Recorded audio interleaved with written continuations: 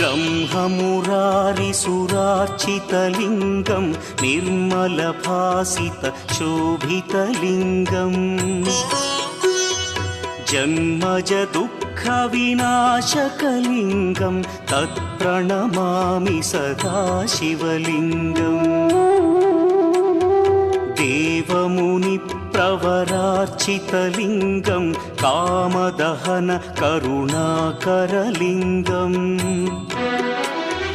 रावणदर्पविनाशकलिङ्गं तत्प्रणमामि सदा शिवलिङ्गम्